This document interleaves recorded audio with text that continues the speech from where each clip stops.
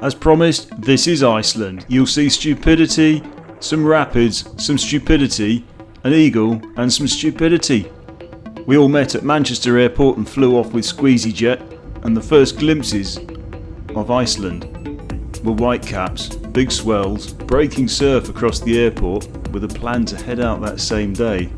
So quick meet up, stare at the tablet, look at the weather forecast, look at the maps, make a plan, then go and grab the boats, and we're off to launch near Stykkishólmur. So packing frenzy with a week's worth of kit now to stick into the boat. Check the depth on the slipway, and we're off. So still windy, this is now late in the day, probably mid-afternoon. Wind I guess was force 4, 5ish, something like that. So it's quite refreshing after being stuck in an aeroplane in airports for a wee while. The boats are plastic Romanys. They're all hired, so we're all new to these boats and they're quite heavily loaded. But we'll still try and catch a wave. Stykkishólmur is no big city, so you very quickly get out into open space.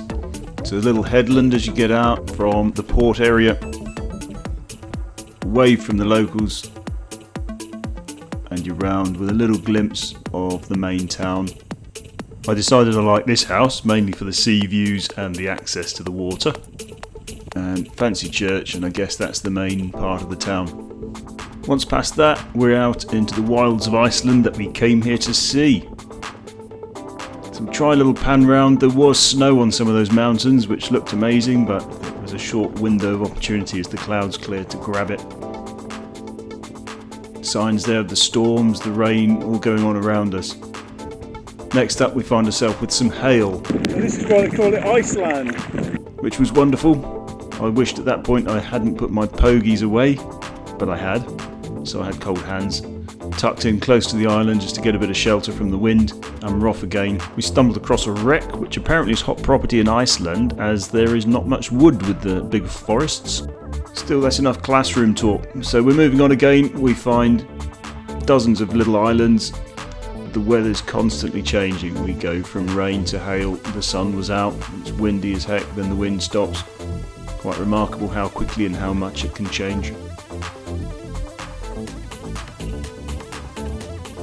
Little rainbow there as we come up to yet another island. And this is on the final approach to the first island we stopped on, diving up against the tide, and the tidal flows are quite lively, so it'll take a bit of battling at times. This is now the first chance to actually stop since leaving Manchester Airport. So Darren, what you got for breakfast? This is quality Rice Krispies with water. If you're going to wild camp on little islands all across Iceland, nutrition is of course important, and remarkably my cooking skills did attract a bit of ridicule. But these views, however, of our first little island stop are just stunning. And for interest, this is tide, this is no mountain stream. And please meet Ernie the Urchin, the new team mascot. We'll see more of Ernie later. So day 2, we're off, we're leaving that island, heading on to the next little island.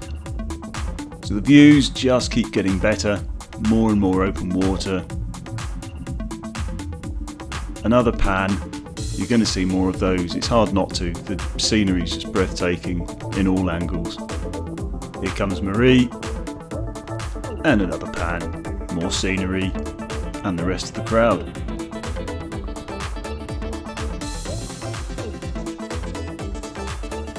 Coming up on yet another island. This is Maria with more scenery going on in the background. And we find a little bit of downwind, we have a little surf. So we're heading on, feeling really cool, confident. When disaster strikes, Ernie takes one for the team. But we saved him. So he lived another day.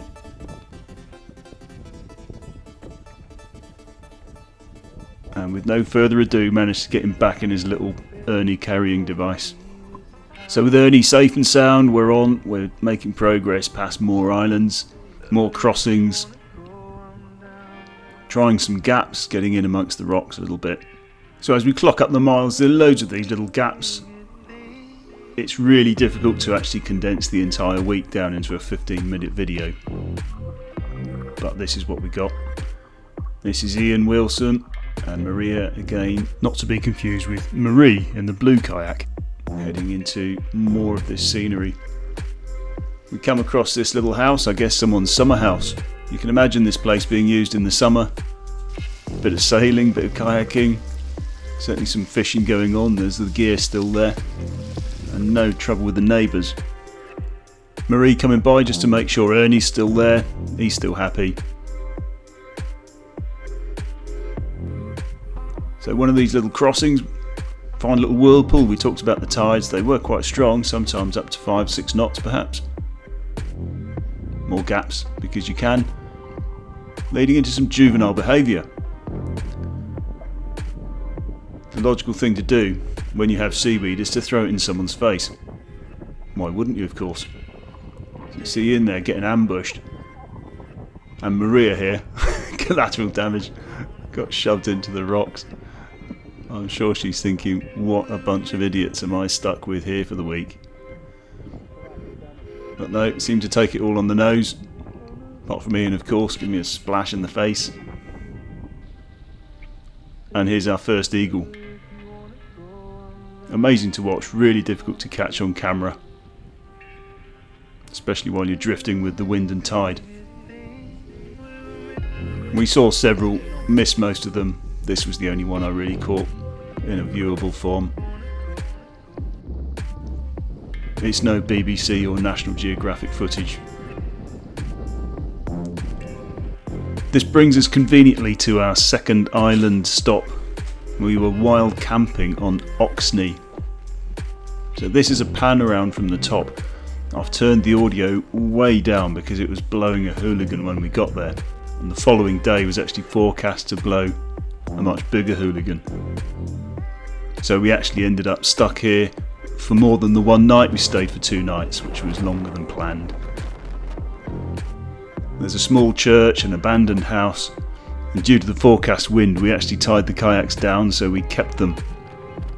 How windy was it? Let's let the audio and the video speak for itself briefly. It was windy. So we did a lot of this. Ate some of my nutritious food.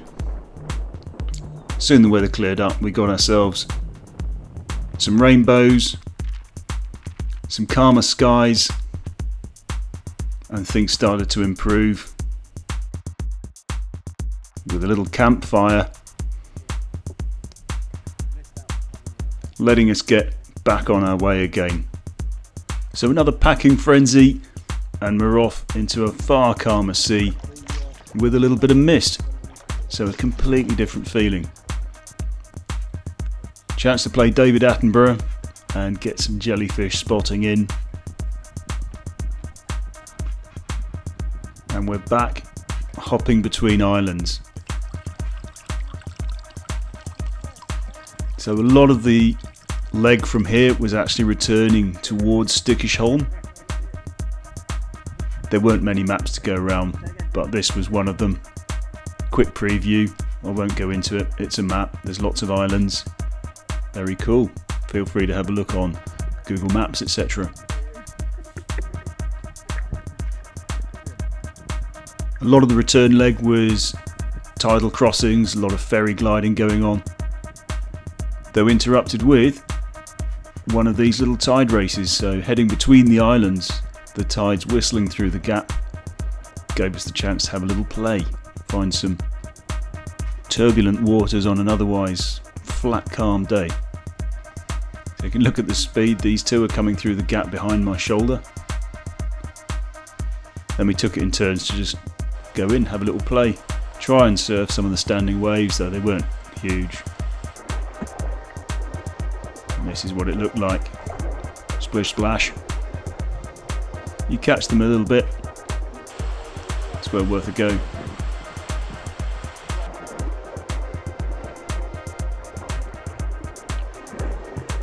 So enough of that, we're back on the way again, so still misty, still calm.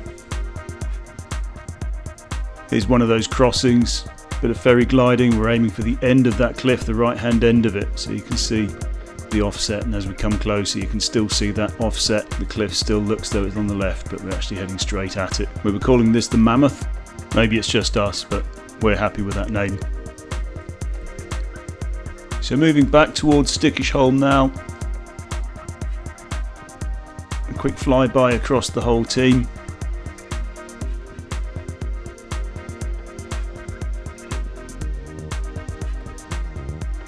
This is now approaching the town again with the church spire on the left. And coming back towards the main harbour. A quick wait while the ferry comes. And my goodness, he thought my face was dirty apparently. So we crossed behind the ferry, only to be ambushed by this seabird who clearly got the hump with us. Several flybys, apparently he was a fulmar. I've never heard of one before, but that's what they look like apparently. Which led us to a fantastic opportunity for some more juvenile behaviour. Ian showing off his party trick, trying to be a helicopter, and it turns out I can't fly. So another go, and he convinced me I really needed to try it one more time.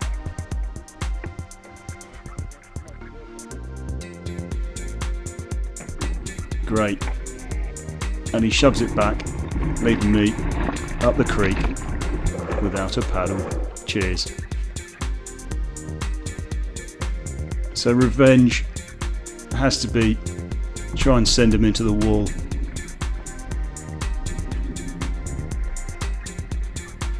Also juvenile, but I'm over it. And that brings us back from this leg for Stykkishólmur. At this point we had to get off the water because the following day the forecast was worse again. So we actually headed back to Reykjavik where we could join one of the local clubs and have a little play with some of their routes. So we're heading out from near their clubhouse, and there was a sad moment here when I turned on my Insta360 X2 camera. It was dead. It had passed away silently in the night. One too many dips in the salt water. Really annoying. But the scenery was amazing. I had my little hand camera which was a bit wobbly, and I pinched a lot of footage also from Ian Wilson. Fancy meeting you here. And as good luck would have it, I also had with me an Insta360 R, which I've used for some of this a bit later on as we go. A little glimpse of the skyline around Reykjavik. I actually caught some small surf, but with the lack of camera, that's just my memory now, you don't see that. So a bit more skyline from Reykjavik there. We're back around the other side of that island then as we come back towards our starting point with some cruise ships behind in the port area with the cranes. Quick glance underwater, show some local fish, which was when we started a little bit of gear swapping. So the girls were on the beach swapping boats. This was Yoko Ono's Peace Monument apparently, massive light, wonderful. A hole in the cliff and a quick paddle swap.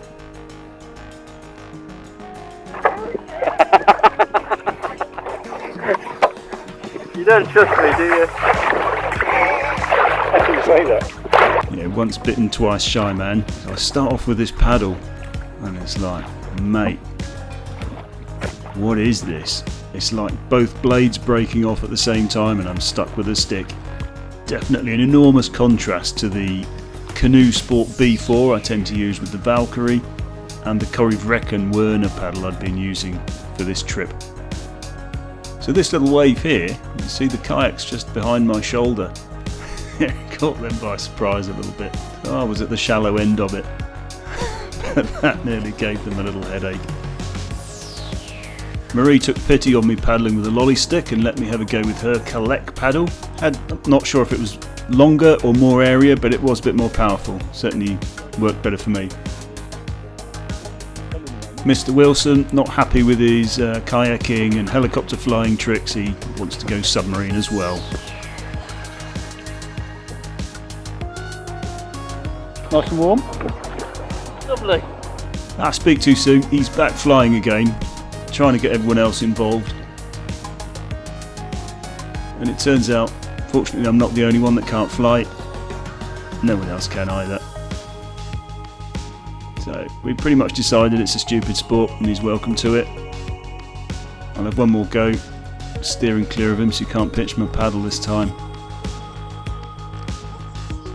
And we move on past the wreck and we're pretty much back to the start with one day free to explore Reykjavik, and thanks to Ian we have photos because I was too useless to take any pictures around the city. So I'll give you a quick preview, we'll let Ian fill you in on more details, he's got more of this footage and he'll be making his video before long.